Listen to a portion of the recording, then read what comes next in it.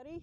My name is Cecilia, and here is Captain Marvel. He's a 4-year-old Mustang. He was gathered off of the Warm Springs Range up in Oregon, and he is a very, very smart horse, I think, but a little emotional, but very expressive. Lets me know what's going on.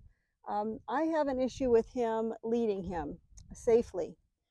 Say I want to go down to the round pen and work with him. He he kind of challenges me, as you can see, and he'll take the lead, and he will dig his heels in when we're going out and stop and resist, and then he might rush ahead of me or to the side. It's just dangerous, and I'd like it to be a safe venture out with him on a lead rope, so that he doesn't get scared or bolt or run into me and run over me and hurt me. Or hurt himself. So that's what we're going to work on today.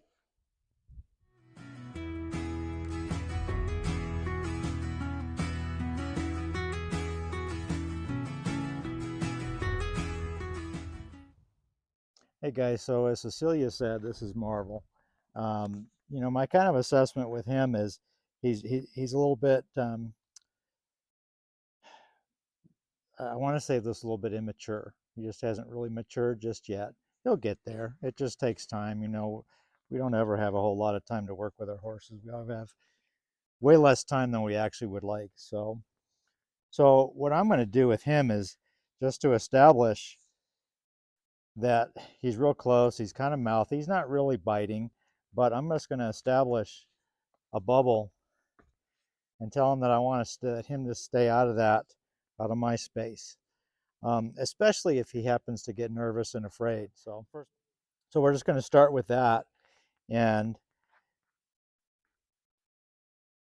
I want to take away all that mouthiness stuff. I don't have to go and whack him. If he was really trying to bite me, he might get one, but he's just being mouthy and kind of acting like I'm another horse. So when I pick this rope up and I get him to step out of my space, you'll notice that I'm not looking at him, not directing it at him. I'm not trying to just push him backwards. I'm just creating energy, saying, this is mine and I want you out of it. And that way we don't lose trust. See, if I just kind of go at him and I push him back, I think sometimes we can lose trust. Sometimes doing things works in the moment, but it has residual effects in the long run. So we got to be careful with everything that we do. So as I walk here, I'm just going to let him follow, and I'm going to be aware of him. I'm not really going to put all my focus on him, and I'm not going to worry about him back here. But I am going to try to be aware, use my senses to let him know that I'm still aware of him. I don't have to look at him to be focused on him. But that this is kind of my area, and I want him to be here as a follower, but also knowing that when he follows, it's going to be a good thing. I want him to stay aware of me, so when I start to walk off,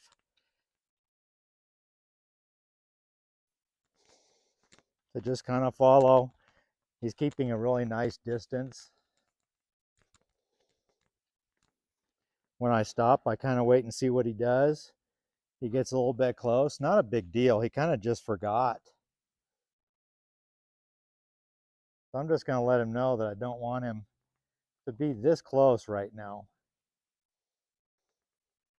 So horses that have this kind of emotional state, young horses like this, you have to remember when they're out with other horses and they're fussing around and they're playing and they're kind of fussing with the other ones, and they're actually what seems to be play.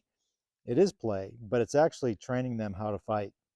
So a horse is always looking for, especially these young horses, are looking for position. They're looking for um, they're looking to get that position in an attack. So that's how they're going to learn how to fight. Just like a boxer would be, he's trying to find the position before he throws a punch. If we engage that and we start to kind of go in there and kind of act like we're going to move around, and he's moving his head around and he's trying to bite us or nip us, and we're trying to go around, we're just playing into that, and he thinks that we're playing as well. So he doesn't understand the difference between playing with another horse and playing with us. So we have to let him know that being people, we're not about learning how to be a horse. He has to learn how to be in the human world, because this is a horse-human relationship, not a horse-horse relationship.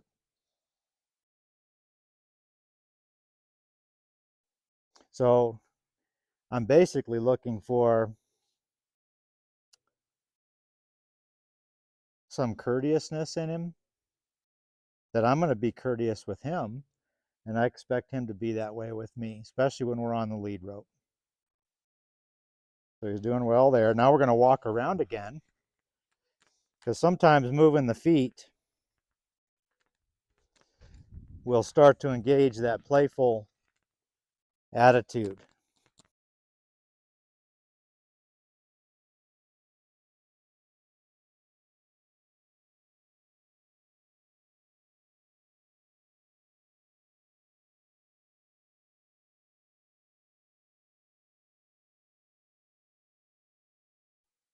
And he'll learn.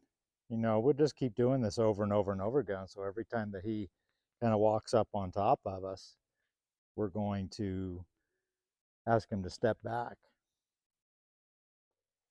I'm going to stay in here with a real quiet, peaceful demeanor, but very confident.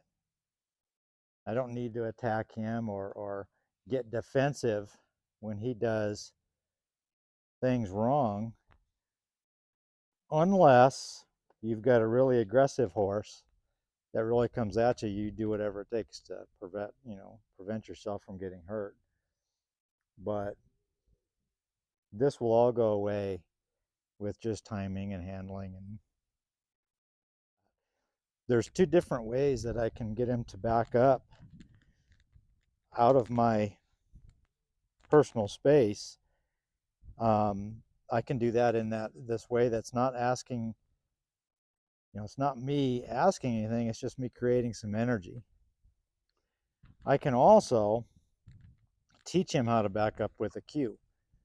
But those are kind of used for different things. He's keeping very close eye on me. He's real mellow right now, so I like where he's at. I'd rather him kind of stay kind of back where he is right now. I can come up here and engage with him.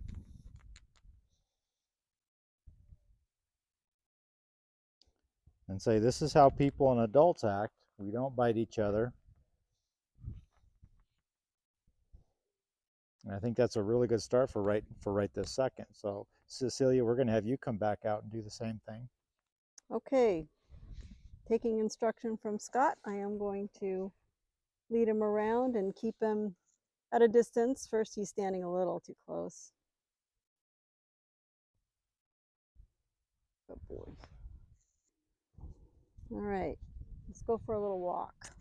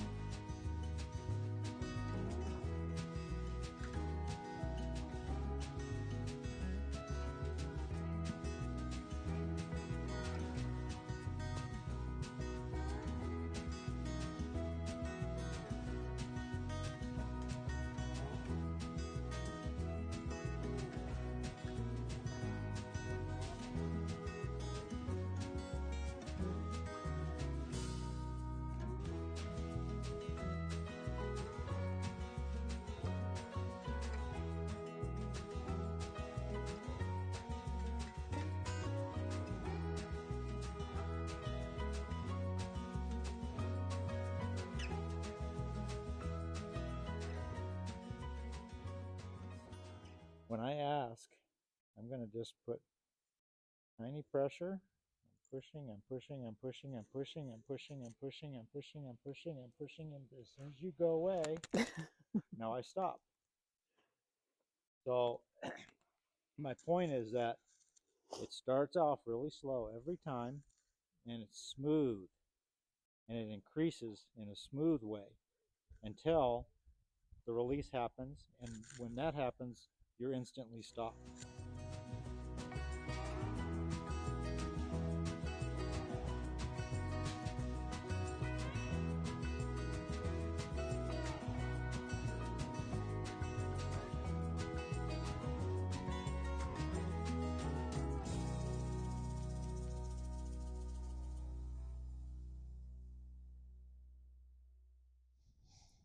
So for this part going out the gate, I'm going to use my flag.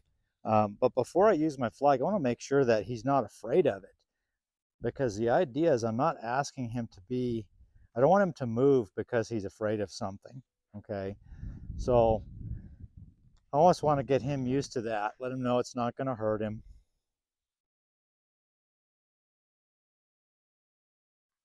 He doesn't have to be completely, I just don't want him to be panicked by this thing.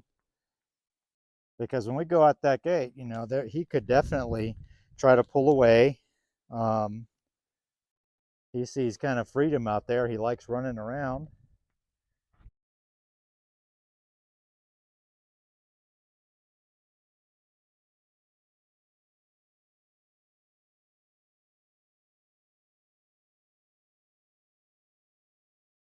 So what I'm going to do is every time what happens, you'll notice when we go towards this gate, he might start losing his focus a little bit.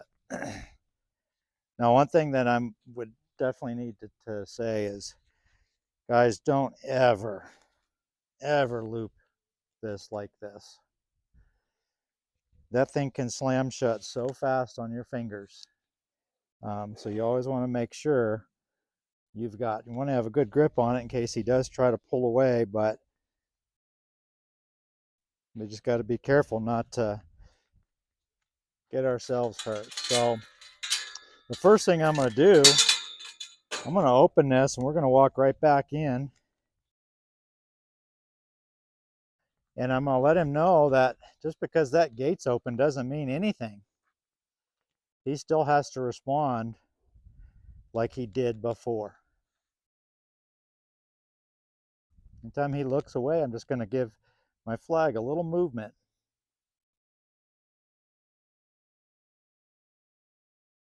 If he looks off to this side, I'm going to have my flag over here. If he looks off over to that side, I'm going to bring it over this way. I'm just going to draw his attention back to me. Again, he needs to keep this attention here.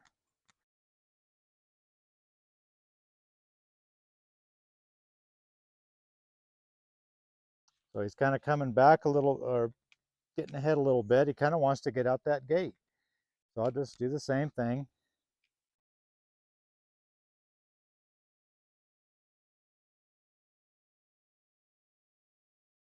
Now, and what I'm going to do is I'm going to head up there and I'm going to stop, and I'm going to make sure he knows how to stop before we go out.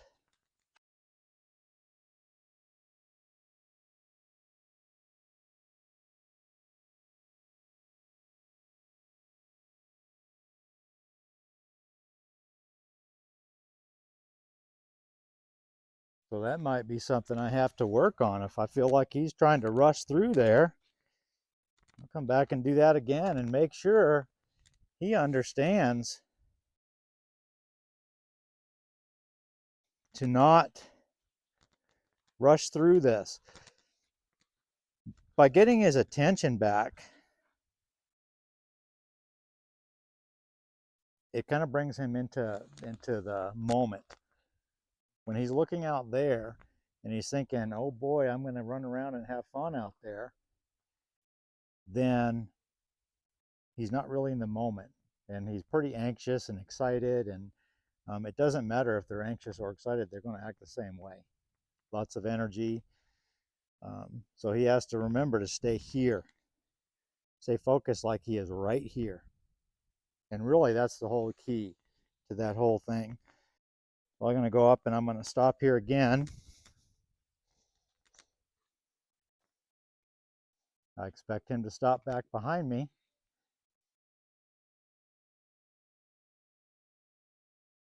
So he could very well try to pull away when he goes through this gate. But I'm going to keep my frame, my composure. I'm going to walk straight out, give him plenty of room to come out, and we're just going to go ahead and stop when we get right out here.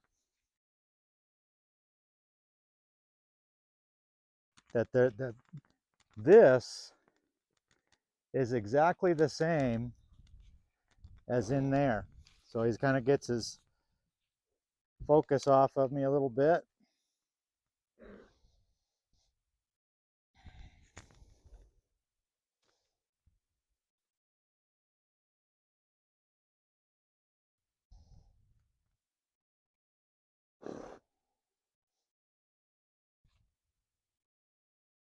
You can almost see how he calms down when his focus returns back here. So he kind of gets, head comes up in the air. He gets a little worried.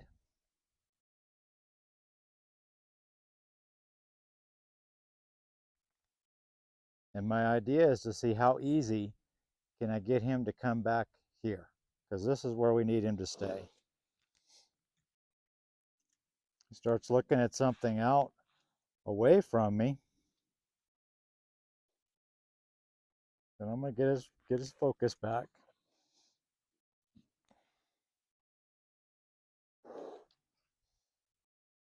I don't want to sit here and have a death grip on him, because that's just going to increase his anxiety.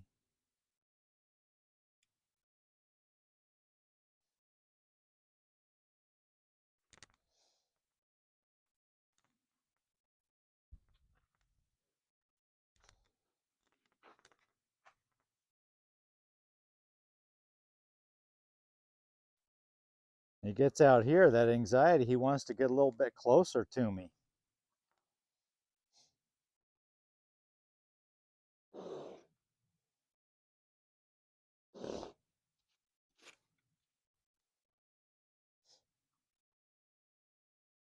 So I'm going to use the least amount of energy I can to get him to get his mind back to me. And you know, we could just come out here and get in a fight with him and jerk him around and tell him to knock it off. And um, we don't really want to do that if we don't have to. I'm not saying that there's not a time that might have to happen if they're just completely lost their mind. But if we do it like this, we're never going to get there.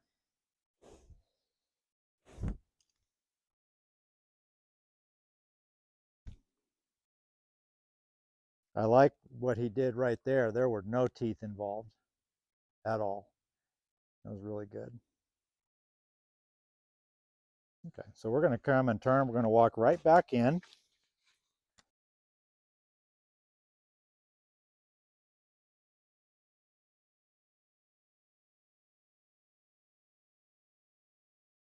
There's a good spot where he decides he thinks, oh, I don't want to come back in.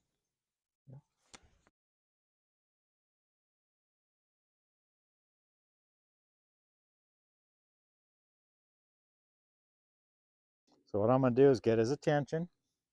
There we go. His feet will go where his attention goes. See, I didn't have to pull him in here that time. That was really nice, actually.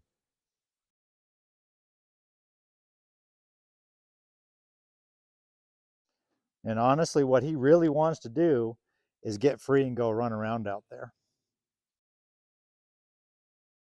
So it's not about him being nervous out there. I mean, it's a little nervous. It's more excitement. And he stopped nice, so we'll come on out.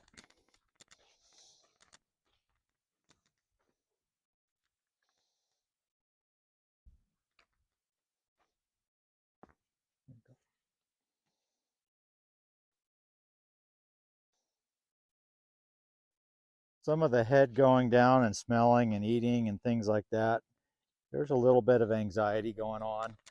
It's kind of an excitement anxiety mix. But our goal is to get him to understand how to control his emotions a little bit.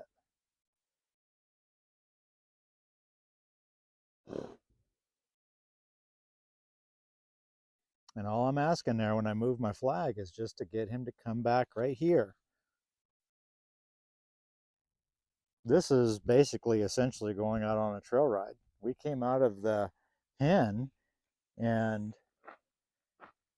he's, you know, this is where he starts to get worried or starts to get a little excited. So this is good. I'm going to go in one more time into the pen here.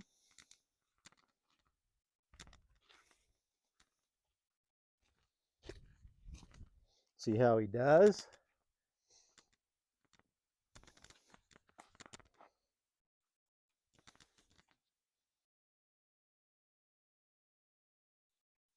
I don't need to really push him any harder or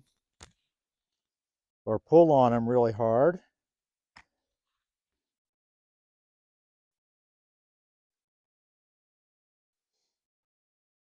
I just need to get his attention back.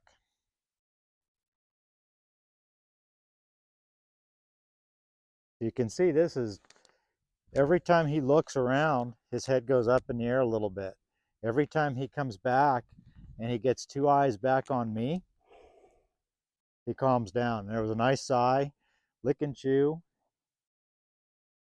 And we have to repeat this. This isn't something that just gets better. You know, we do it, now it's all fixed. This has to be repeated over and over and over again. And we want to be consistent with what we're doing.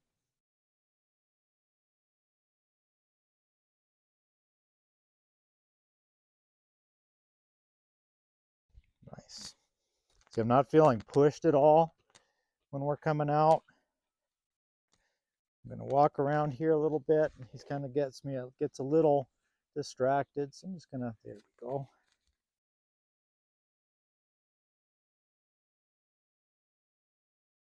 The lead rope is applying a little bit of pressure and it kind of helps, but it's just getting that attention is what I'm looking for.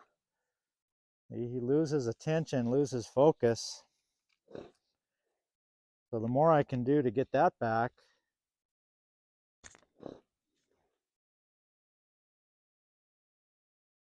the better position I can put him in. You see it jumps back and forth. He kind of loses his focus and kind of loses his mind a little bit. And by just getting his mind back, getting his focus back,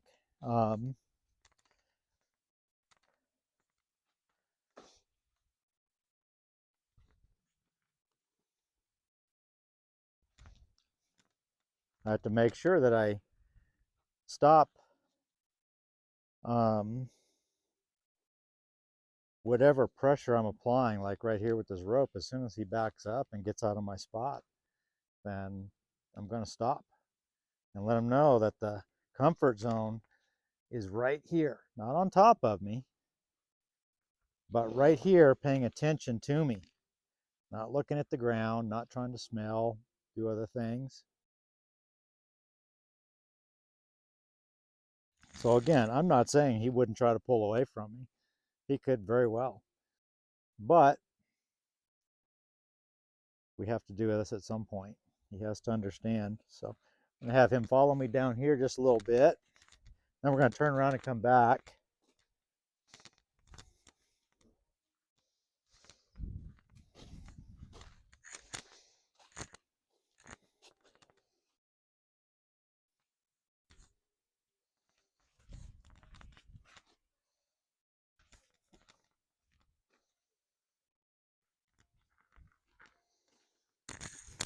See, I'm not trying to get into a fight with him. I'm just going to be persistent.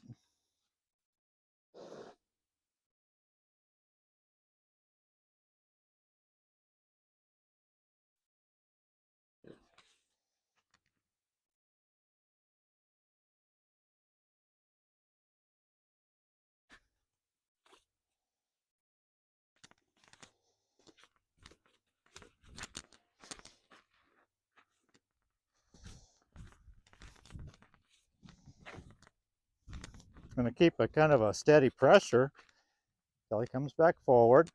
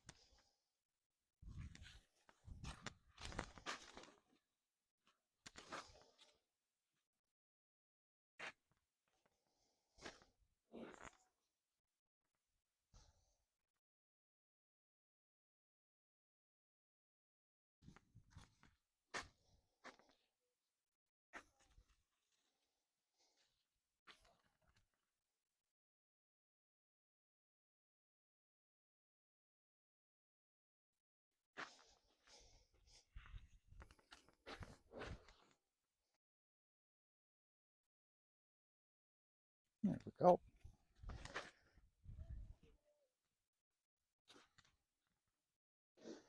He's looking for ways to turn around and get out of here and go run around.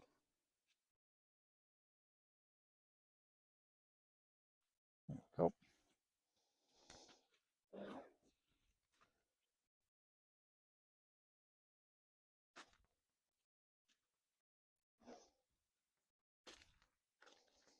And I'm not going to lose my cool or get mad at him.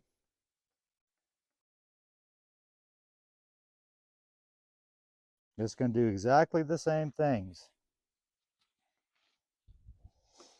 See, I don't want him to lose his connection mentally with me, ever.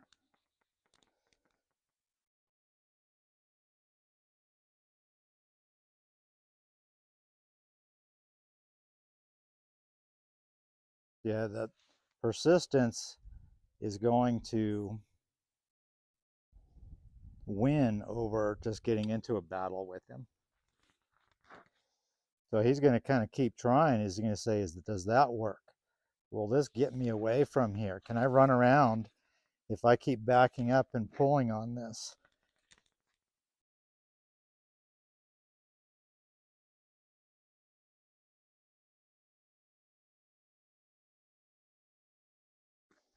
I can see that he's not really respecting this halter too much. So he pulls back on it instead of coming off of it. So we definitely want to fix that.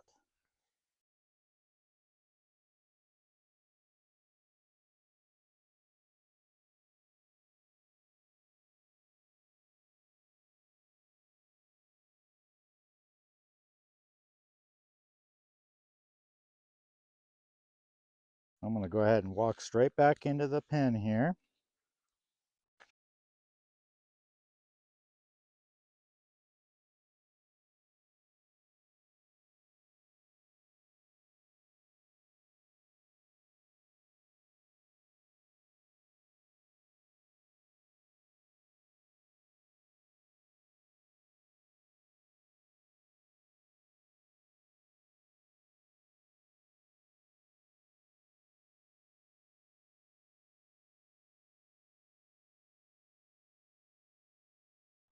Now see, he wanted to get out of here. So he was thinking it was better out there. He's thinking that it's definitely going to be better.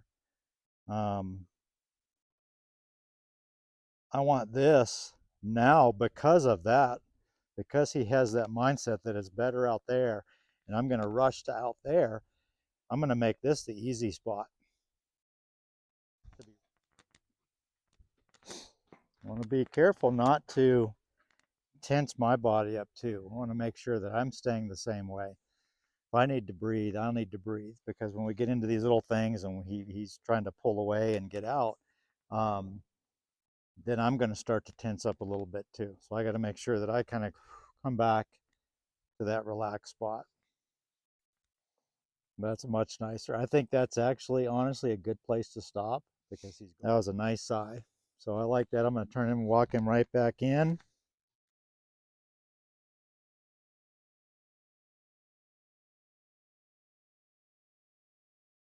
He's just looking for ways to kind of get what he wants.